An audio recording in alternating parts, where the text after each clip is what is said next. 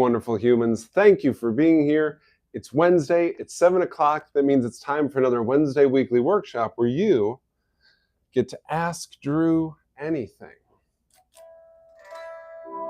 I'm Drew. I'm the owner here at 3D Wellness. I'm a clinician here, and I specialize in nutrition and nutritional therapies. What does that mean? That means that I help you resolve health challenges safely and naturally.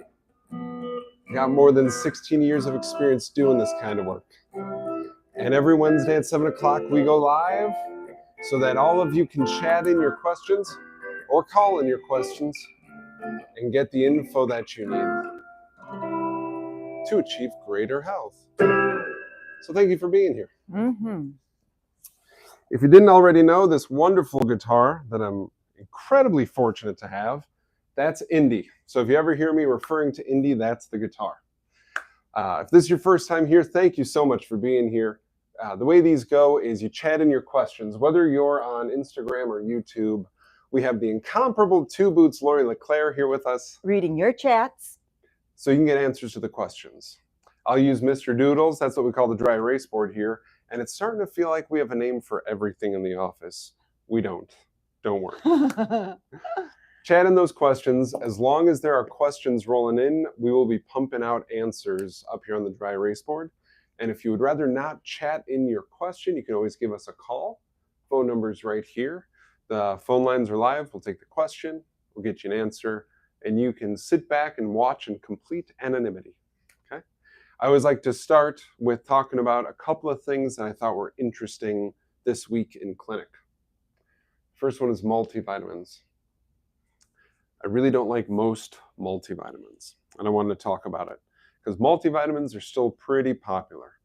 The idea that we could take large doses of about 20 or 30 different nutrients and that would be appropriate for our body is pretty far off from what I see clinically.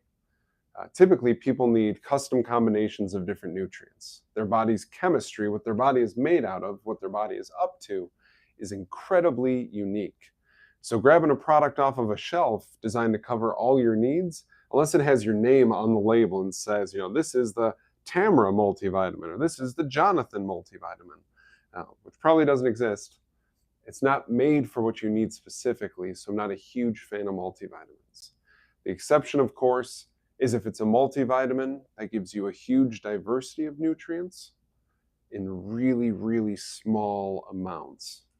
And that one is our beloved Catalin.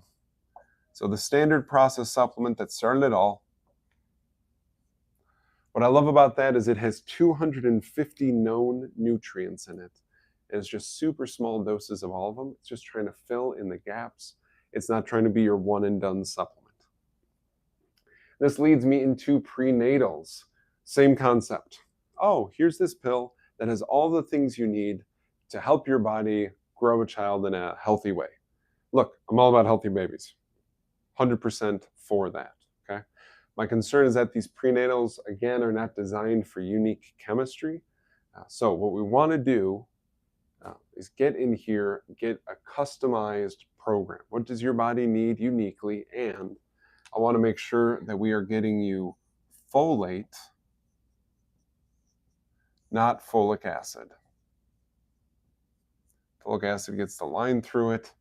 Once you get folate, it's a very important nutrient for the way that the spinal cord forms in the human, how the brain develops. This is big deal stuff.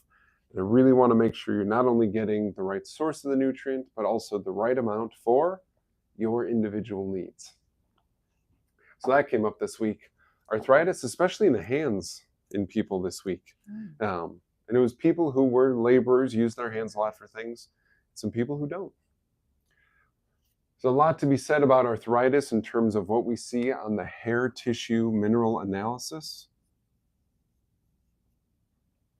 It's very indicative. Certain minerals will just be like a red flag, a total giveaway for us for what is the underlying driver of that arthritis. And then good acid. There's a lot of people online who are talking about your body needs to be more alkaline. Make sure your body's alkaline. Get more alkaline. Well, some parts of your body do really well being alkaline. In other parts, it's good for them to be acidic. The easiest one to talk about is the stomach. And this came up for a lot of people because the stomach needs to be incredibly acidic for the sake of digestion. Without good acid in our stomach and our body can't fully break down a number of different minerals and the best proteins out there. The best proteins out there are tougher to digest. We get more benefit from them. The effort is worth it. It's worth the work, so to speak. So we wanted to make sure that we have good acid in our body, especially our stomach, for the sake of digestion. Those are some of the highlights from this week.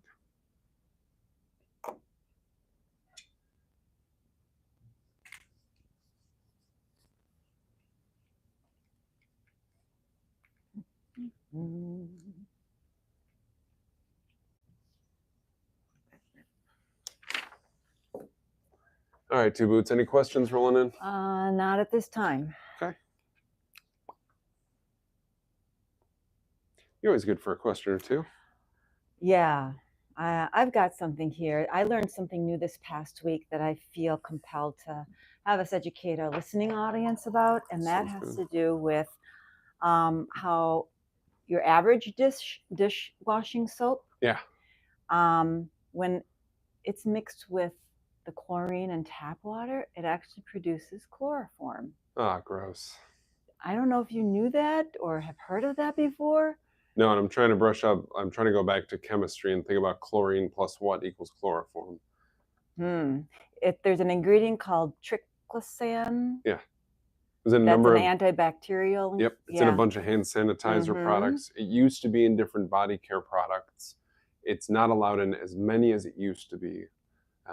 But it was all the rage for a while in things like lotions, soaps, hand sanitizers, all that stuff. And when I saw that, and then to know that that's a carcinogen that's causing all sorts of cancers potentially and miscarriages is what this article said. And then, it's not only for those that are washing their dishes without gloves, but they're inhaling that as well. Yeah. Ugh. So that's actually something I'd really like to talk about. Just like a little offshoot of that. Okay. Is liquid versus vapor. So one of the big spots where this idea comes up for us is when we're talking about the shower with high chlorine in the water. All right, so this is one of those things that we can go back and forth debate style and talk about it. Having a city water supply that is not riddled with bacteria is really important. Totally important. There was a big break of cryptosporidium in Milwaukee years back. Oh, yeah. Really negatively affected the city.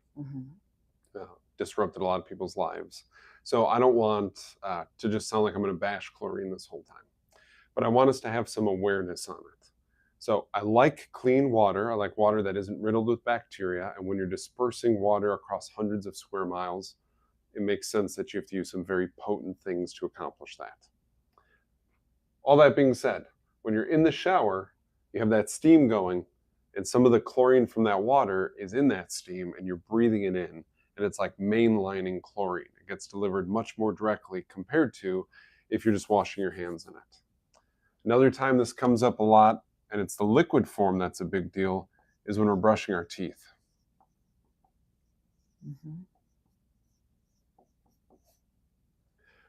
We're putting chlorine not just in our mouth, but like pressing it into our mouth, like agitating our mouth and really stimulating that. I want you to have clean teeth. I want you to have good oral hygiene. I don't want you to get toxins just because you're trying to have good oral hygiene. So the solution that we talk about all the time is a company, and remind me, when I say New Wave, is it NEW or NU? I thought it, I'm going to look that one up. NEW, would you?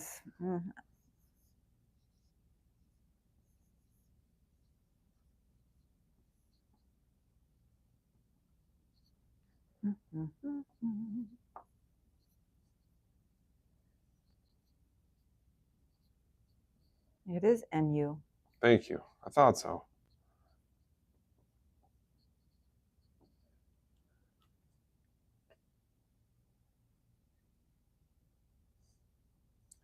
All right, so New Wave Enviro is a company. They make shower filters, and they also make something you can hang off the faucet on your bathtub to help reduce the chlorine going into your bathtub. I think it's wonderful, especially for families with little kiddos or just a household where you like to take baths. Nothing wrong with that.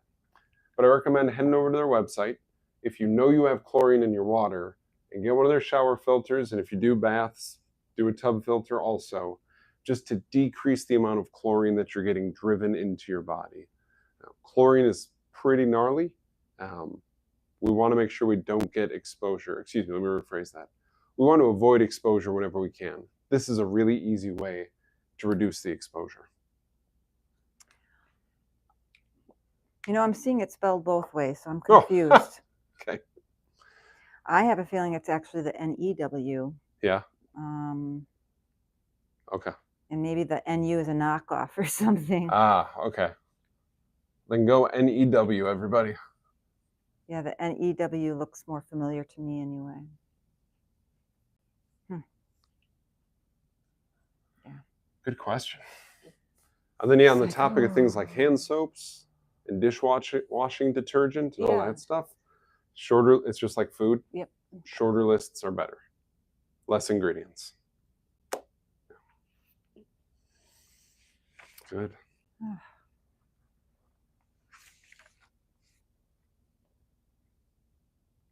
Oh, I see a question or something here. Let's Fantastic. See. Sharon Johnson. Hey, hi. How do you know if you have chlorine in your water? Very good question. Thank you for asking, Sharon. If you're on city water, you no doubt have chlorine in your water. If you are on a well, unless in your house there is a well water treatment machine put in place, you'll be free of chlorine. So city water means chlorine. Very good question. Thank you for asking. Good. Other questions rolling? Well, that was the only one so far. Man. It's going to be an early night tonight, Two Boots. I'm just going to hang out and play guitar for a while. Well, on the topic of toxins, I can ask another question while we wait for more questions to roll in. Yeah, and then I want to remind me if I forget, please, Digest Phytosynergist. Okay. I want to talk about that too. All right. Well, my next question here has to do with candle wax. Ooh, okay. What is the best kind of wax you should look for in a candle? Sure.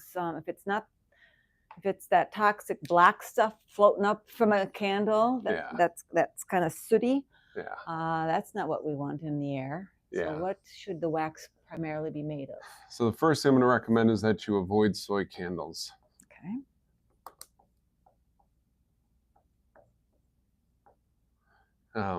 In general, I like to see people do a really low intake of soy. Soy still gets snuck into a bunch of different foods.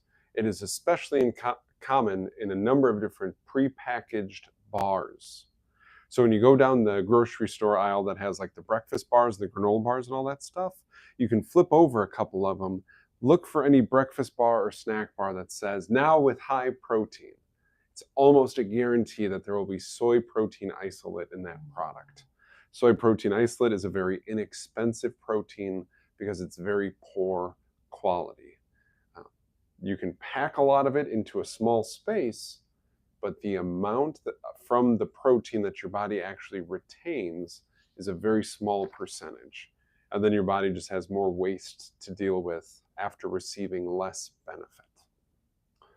When soy burns, it doesn't let off good stuff for us, so we definitely don't want to inhale that kind of stuff. Mm-hmm. We want to see essential oils inside of the candle. And Lori, as I'm thinking of it, the wine rack, I think still has that candle on top of it. Would you grab that, please? Sure can. This for the different scents. And then palm oil. Burns really well. Smells so good. Smells good. Oh, yeah. This one was a gift a little while ago. And it's, coconut. I thought that was. I just wanted to double, triple. Good. All right, so shout out to Auburn Woods. We'll have to see if they have an Instagram account. We'll tag them. This does smell good. Mm-hmm. Oh, my goodness. Palm oil or coconut wax.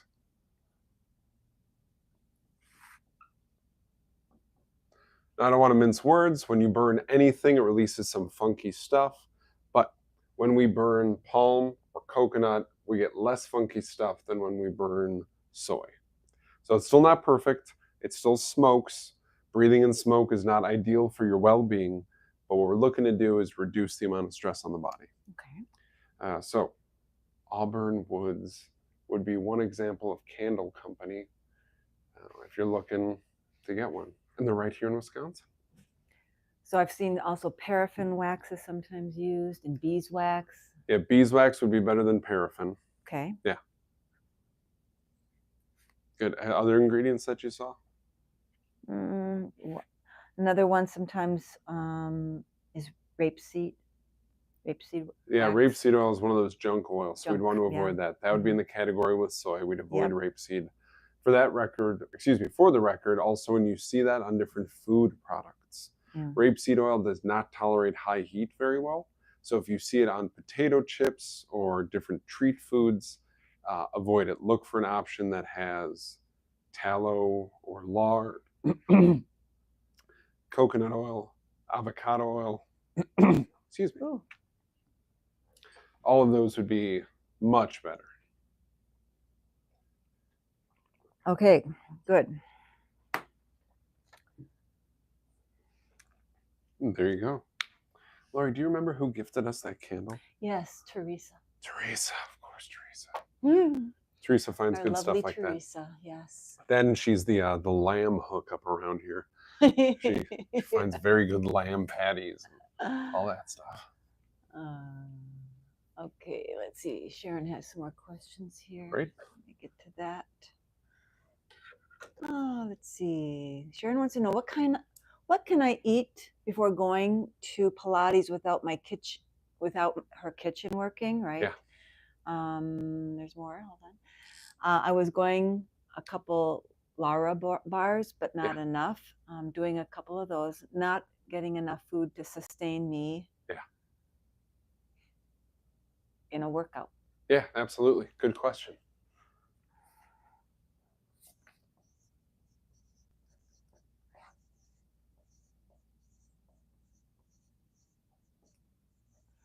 So a pre-workout meal.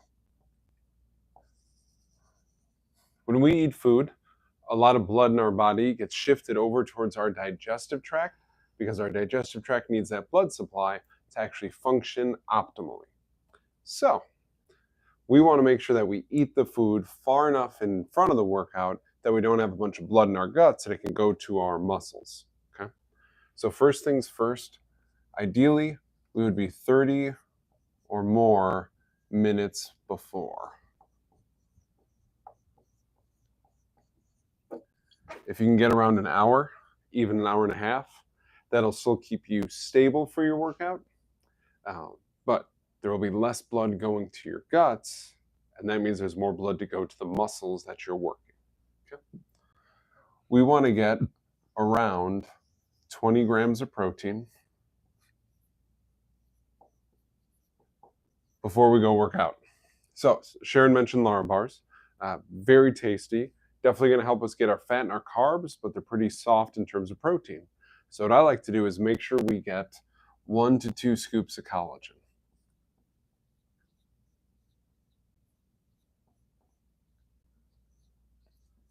That'll give you 10 or 20 grams of protein. Boom, you're hitting your goal. So if you were doing 2 Lara bars, then you would want to do 1 scoop, maybe a scoop and a half of collagen, because then you would hit that 20 grams of protein. Protein is really important for a lot of things when it comes to working out, including chemical directions to your muscles and your nervous system to perform. I'm going to say that again. Chemical signals that tell your muscles and your nervous system to perform happen because of what is in protein. So it's not just about the next step, which is recovery from the workout. To actually make sure they're ready to do the workout in the first place, we need adequate protein. And then when it comes to carbs and fats,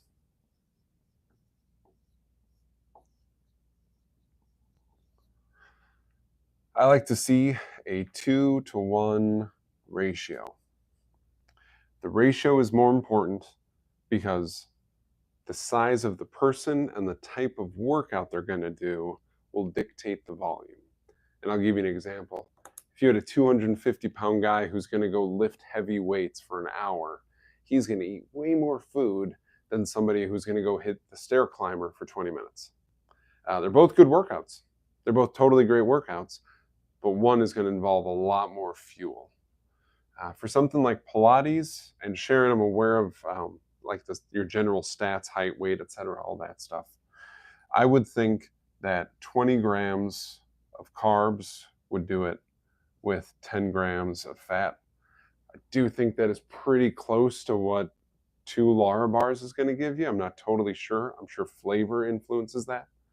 But something like that. If you got 20 grams of protein, 20 grams of carbs, and 10 grams of fat, 30 or more minutes before your workout, I would expect you to be very well fueled for that workout and have the protein on board that helps give your muscles and your nervous system the directions to actually do the workout the best way possible. That was the question, right? Well, her comment to something about the collagen was she can't do the collagen because nothing to put in it, which is confusing me because it's tasteless. You could put it in water, I imagine, right? Yeah, that would be perfect. Yeah. Even drop it in water. Doesn't have to be anything fancy. When it's in water, it doesn't taste like cheesecake, which is probably my favorite dessert on earth. But it'll still mix right up, and you can slam it back and then start eating the Lara bar right away. The taste will leave your mouth. Yeah. But that was the question, right? Before that? Yeah. Started to work out about all my exercise science stuff from when I was a personal trainer. I let those certifications lapse, so I stopped putting it in my credentials. Yeah, I think you covered it. Okay, good. Because, yeah, what's needed. Yep. Okay, good.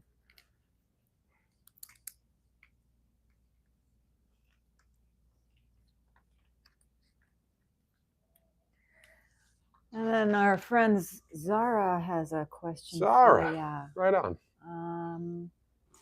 Hello, what's your experience with ivermectin? Oh, man. You trying to get me canceled? What are you doing? All right, I'll talk to you about ivermectin. Somewhat begrudgingly, but also very jokingly. Ivermectin. All right. On YouTube right now, we have a video called Get to Know Drew Detzner Part 3, where you get to hear my dad talk about me unedited for about 13 minutes, okay? That's the real dirt. The Get to Know Drew Detzner Part 1 and 2 is cool. You get to see me in my element, talking about my history. It's different when my dad's talking about me. But also, if you watch that video, you will understand how I tell stories. It was heavily inspired by the way my father tells stories, okay? Laura, you were there. Yeah. It's pretty obvious, isn't it? Right? It was very entertaining. The apple didn't far fall from the tree kind of thing. My history with ivermectin goes back, way back, because when I was 11 years old, my older sister got her first horse. So I was hearing about ivermectin when I was in middle school because the horses at the stable were getting dewormed. And I thought it was funny the first time I saw a box of ivermectin, and I remember it because it said, "Great apple taste." And I was like, wow, okay, they're giving the horse something that it likes to taste. So I held it up and I was like, "Hey, Becky," it's my sister. "Hey, Becky, what's this stuff?" She's like, "Oh, it gets worms out of the horse." And I was like, horses get worms? Right? Like this panicked 12-year-old feeling of like, worms? Why are there worms? You know. It was a long time ago. So let's talk about what I know now. In studies, we know that ivermectin exhibits anti-parasitic and antiviral properties. Part of the reason ivermectin is popular in our current world is because people were using it during COVID when people researched it and saw, hey, this has some known antiviral properties. Cool. Now, I've seen really beneficial things about ivermectin firsthand, and I've seen some detrimental things about ivermectin firsthand. So I want to break that down real quick, okay? We have to be really clear about this. Ivermectin, even in tiny doses, is the big guns. This is not a gentle thing. It is not interested in the lining of our intestines. It is not interested in how well our kidneys and our liver and other parts of us are doing. It is in there to obliterate parasites. And it's kind of like if you get in the way, too bad. You shouldn't have been standing on the tracks when the train was coming, the ivermectin train was coming through. Does that make sense? Mm-hmm. So in dire circumstances, sometimes you got to pull out big guns. And in those circumstances, when it's appropriate, big guns hit home runs. Okay. What I want people to do if they're even considering something like ivermectin is make sure that their drainage pathways are open.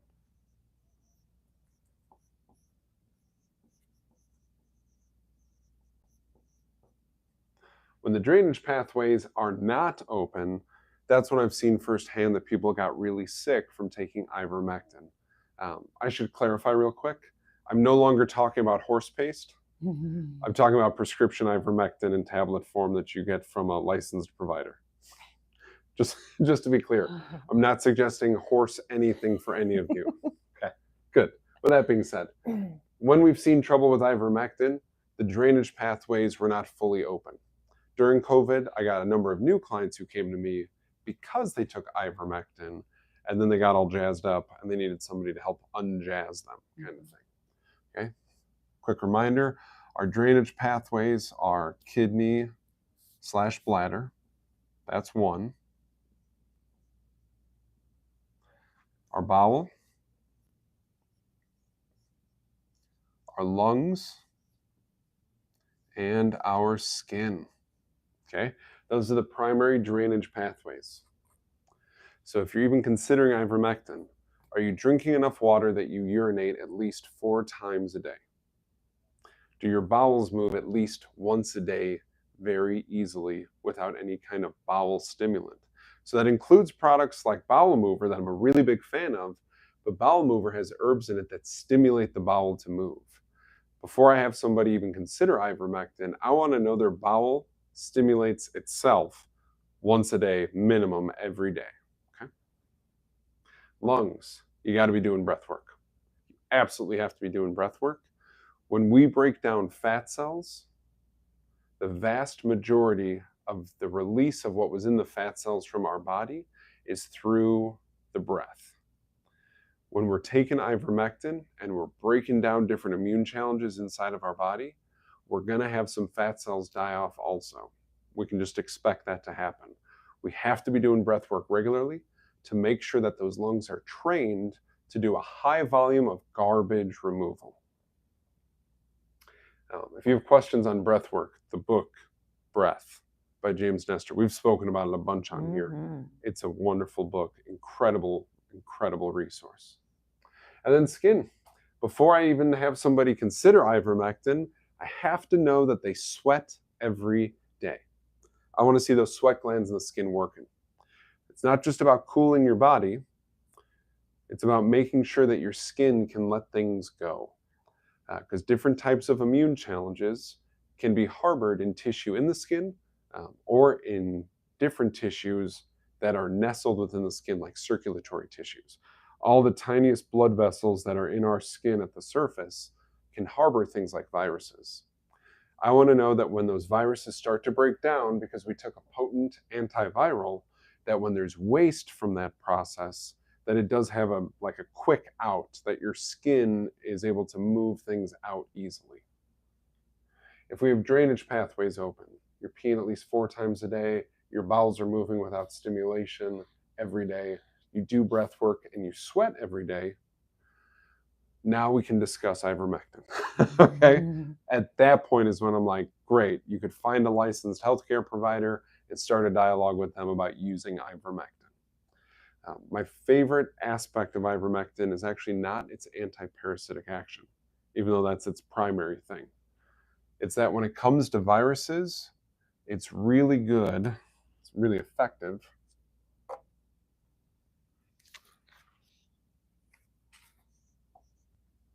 at slowing the genesis of it, or the copying. What viruses do really well in the body is they make photocopies of themselves.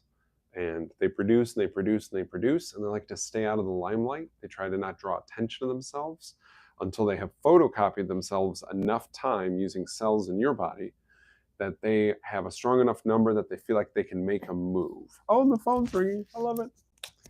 Whether or not you call, we have to pay the phone bill. So thank you for calling. This ivermectin, it is slowing how quickly the virus can reproduce itself, which gives the immune system a really big opportunity to catch up on any work. If it's behind because of multiple immune challenges taking place in the body at the same time, slowing how quickly the virus can regenerate itself is a big help. Another big thing that I like about ivermectin is just because overall it reduces the immune system's load.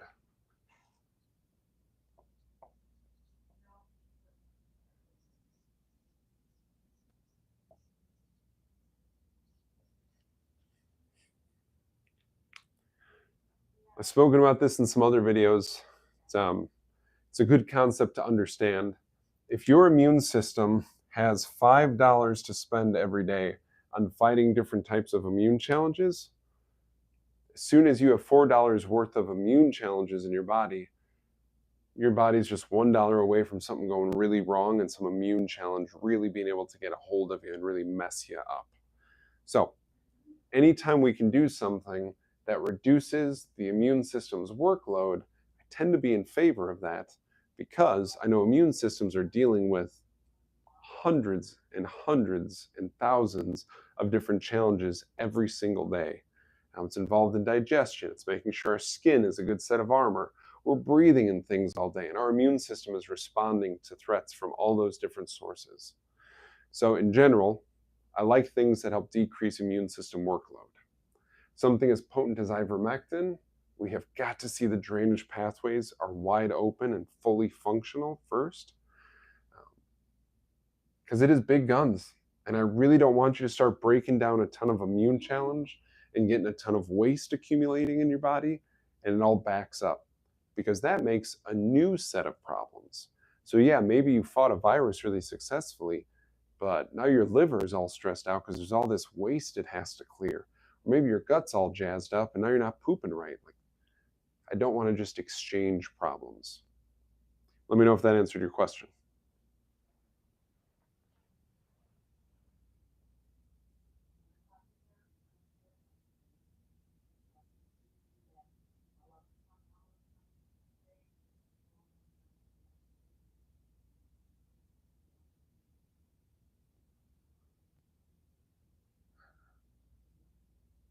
Ooh, very good question. Okay, the question, the follow-up question, because Lori's on the phone, is what if you only sweat on one spot of the skin?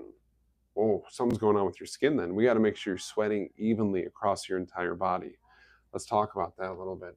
So there's a couple of basic things we can just check.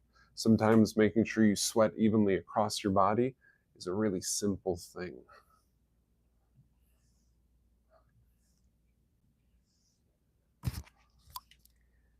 All right, that was not a question calling in. Yeah, didn't sound like it. All good though. Zara had a follow-up question about what if you're only sweating on one spot of your skin. Did I read that correctly? Yeah. Yeah, good. All right, so sweating. For some reason, I always want to write sweeting, but boy, would that be a different thing. And she specifically says like the neck, and it burns. Yeah. Yeah. Yeah. Oh. All right, so we want it to be even across the body.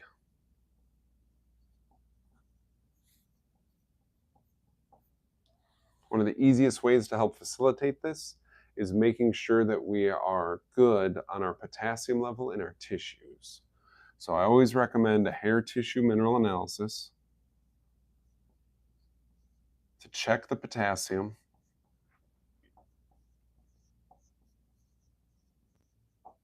Because potassium is so heavily involved at the cellular level, allowing things to exit the body. There's these little gatekeepers on every one of our cells, and they open and they close depending upon, hey, we should take that in, or hey, we got garbage to take out. And one thing that comes up in a lot of cases that I've seen in clinic, when a person isn't sweating evenly across their body, or they really struggle to sweat, they're almost always low potassium. And it's like their body is saying, hey, I don't have the potassium. I need to really let things go and open things up and get things flexing. So that's one of the first things. My favorite supplement, I got two of them. One of them is Easy Mag by Standard Process, or you can do organically bound minerals.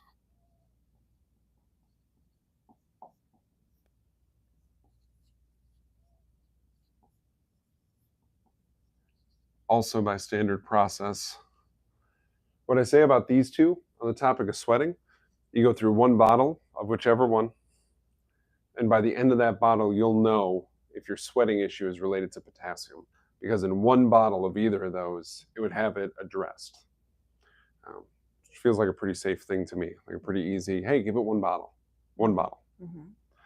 Now, when it's just the neck, I have a lot of attention on the tissues that are in the neck, including the thyroid and the parathyroid, especially since the thyroid has a lot to do with how we regulate body temperature. Okay? So if it is just the neck, again, I want to check thyroid. And I don't just want blood work for the thyroid. It's really important that we do that hair tissue mineral analysis, because on the topic of the thyroid, I want to know the calcium level, I want to know the potassium level, and I want to know the selenium level. The hair tissue mineral analysis company recommends just looking at the calcium and potassium level to determine a lot about the thyroid. I feel it's very important to also keep the selenium in the conversation. Specifically to your trait, the reason I'm bringing up selenium is because when our skin is sweating, if something's burning on the way out, it's very likely that there's some kind of toxic thing, some kind of noxious substance in your sweat that your body is trying to get out that should be exiting your body a different way. Really good detox, really effective detox or removal of bad things from your body should not present symptoms. We shouldn't get a rash from it. We shouldn't get a cramp from it. If we are, like burning when you're sweating, I'm concerned there's some kind of toxicity in there. And selenium not only helps the thyroid, but it's also one of the most important minerals for how your body makes glutathione, which is an antioxidant, and it stops toxic things from hurting your body. Zara adds that her lymphatic system is very backed up and inflamed in the neck region. Gotcha. Well, that would contribute to it, because that would just be another pathway to move toxins that's compromised if it's backed up. Mm-hmm. Love to see your hair analysis. I love to. So I'm just thinking about all the lymph cases. Yeah, be really curious what's going on with that. To support lymphatic movement, and then also make sure that we're balancing stuff on the thyroid side of things.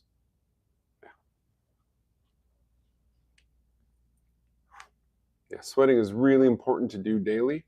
It's even better if you can do it at rest, like inside of a sauna.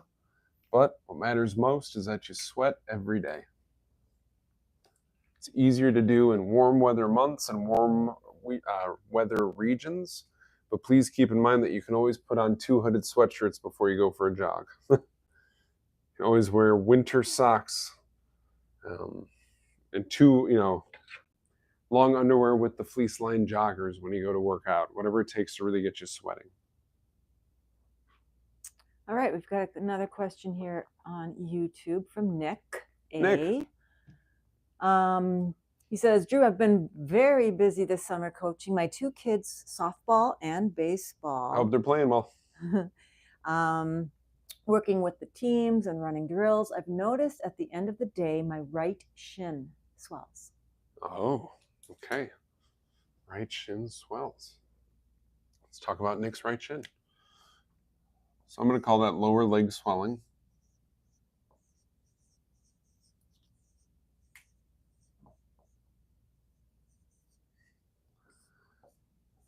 So on the topic of all things lower leg, you're going to hear a lot of people say, hey, you have to look at what's going on with the heart. You have to look at what's going on with the kidneys. Whenever I see something that is only occurring on the right side of the body, I add liver into the conversation. Again and again, I've seen human bodies give symptoms on the side of the body where the organ exists. So like on the topic of liver, it's predominantly right side. On the topic of spleen, it's predominantly left side. And if you're wondering, when I see people with issues where both kidneys or both lungs are affected, then I see it both sides of the body. But sometimes only the left kidney is upset, and then we only see the symptom on the left side of the body. That is anecdotal. So I don't have a thesis written about that. It hasn't been peer reviewed. I'm just commenting on things I've seen clinically again and again throughout my career. So Nick, I would be really curious, how's your heart? How are your kidneys doing? How's your liver doing?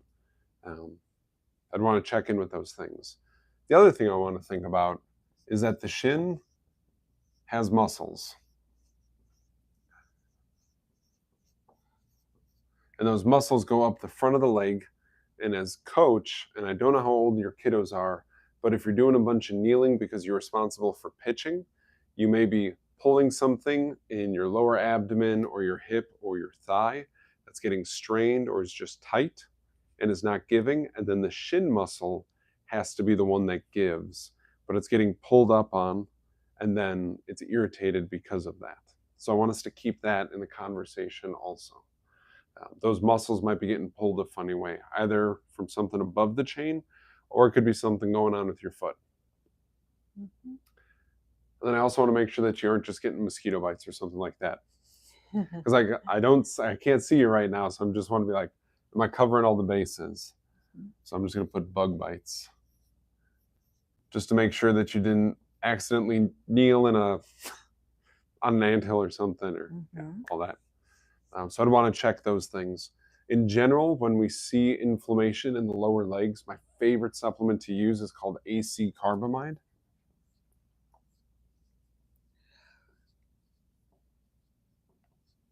This is really, really good support for balancing fluid levels in the legs. Fluid balance across the body. Really easy to take, really safe to take. The only people who can't take it is if you're on a prescription water pill like furosemide. Most people, 3 a day does it for them, but you can go as high as 6, depending if you notice like, hey, I have some inflammation going on inside of my legs too. Just in general, I feel like my legs are puffy or swollen, or by the end of the day, I notice my ankles are disappearing. Okay, might be time for AC carbamide. Yeah, he just had a follow-up comment. He says his left shin is fine. If I ice it, then it goes away, or if I elevate it, it also goes away. Yeah, that really makes me think it's getting strained somehow then. And then that ice is just reducing all the inflammation. Yeah, I feel like if it was something nutritional, ice wouldn't necessarily remedy it. It may acutely make it feel better, but if the inflammation is going away also, I'm thinking about something higher up the chain, just pulling on it. And it might just be because you're throwing, and all of that tissue gets engaged in a throw. Yeah. Or you're chasing kids who are running off the field because they saw a duck. Again, I don't know how old your kids are. I'm just thinking about the 5-year-olds I've watched play t-ball in my life. Mm-hmm. Oh, squirrel. And they're gone. Mm-hmm.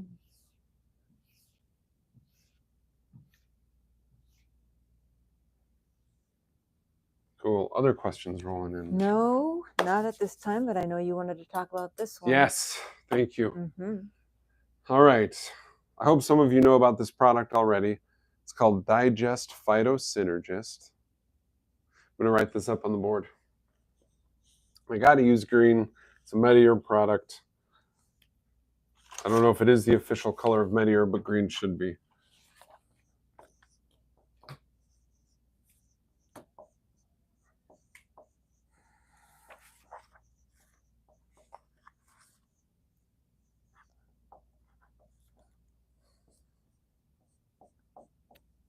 All right, this is a liquid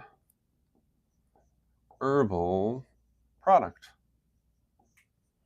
It's a combination of 5 different herbs inside of here. Now, some of them are very soothing to the digestive tract. Some of them help the performance of the digestive tract. But I gotta tell you, the secret weapon in here is that 4 out of the 5 herbs are also really good for the liver. So this is big time liver.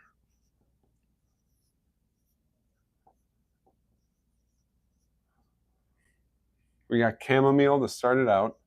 And anybody who has had gallbladder issues or really bad indigestion after eating rich food, and you have sipped on chamomile tea, you know what I'm talking about when I say chamomile is absolutely amazing. If rich foods upset you, if the idea of a steak makes you go, oh, no, that would just sit, you probably need some chamomile in your life. Next one in here is dandelion. Dandelion is wonderful for the kidneys, but also really good for the liver. It helps the liver with the way it cleans the blood. There are nutrients that naturally exist in dandelion that just support the liver's cleaning action. Next one is milk thistle. This is easily the most popular herb for liver health and performance. It's been studied in and out. It's been proven safe. There's certain drugs you can't take with it. But if you're not on those drugs, you take milk thistle, your liver has an easier time doing what it's designed to do. And the last herb is called gentian. And gentian is an herb we spoke about 100 live streams ago. We did. If you go way back in the catalog, you can find one night that I had gone to a local liquor store and I bought 6 or 7 or 8 different types of bitters to mix in cocktails. Because I wanted to make a point that there are certain bitters that don't have junk in them, certain products that are bitters that don't have junk in them, that help stimulate your digestive tract. When your taste buds get lit up with something that tastes bitter, black coffee is even a good example of this, but so is gentian. They taste that bitter and they know, oh, gotcha, it's time to get going. There's food on the way. Let's get everything fired up. It'll get your gallbladder ready to release bile. It'll make sure that your pancreas knows that it's going to have to dump its juice into the digestive tract soon. It's really good for the body to warm that up. But it's also wonderful for your liver and your gallbladder. So the vast majority of this product is big on liver because the liver is one of those accessory organs that helps digestion. The 5th thing that's in here is echinacea.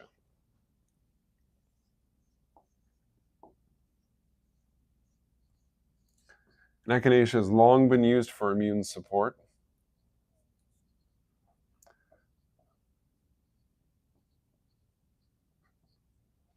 Which is really good for your gut because the vast majority of your immune system actually lives inside of your gut. So anytime you help your immune system, you by default support gut health as well. The other thing that's really good about echinacea in this product, if you've ever tasted really good liquid echinacea, and what I mean by really good, I mean high quality, high potency echinacea, it makes your mouth tingle like crazy, and then you start to salivate like crazy. And salivation is the second step in good digestion. The first step is you see the food or you smell the food or you hear the food cooking and your brain lights up. The second step should be you start to salivate. So taking a little bit of this before a meal, you're firing up your digestive tract and supporting one of the main accessory organs to it, and you're making sure one of those early steps in healthy digestion is getting fired up also. Quick side note on saliva. Really important to digest our fats and our carbohydrates. A lot of people don't chew their food long enough to actually let their saliva break down and influence the fats and carbohydrates that they eat. That can be a big problem. Our saliva takes a lot of work off of our gallbladder and our pancreas when we chew our food for a long enough period of time that the enzymes in our saliva can help break down the fats and the carbs. I said all that to say this. We're doing free samples of Digest Phyto Synergist here in the office right now. We're doing it for at least through the end of the month, maybe longer. People love it.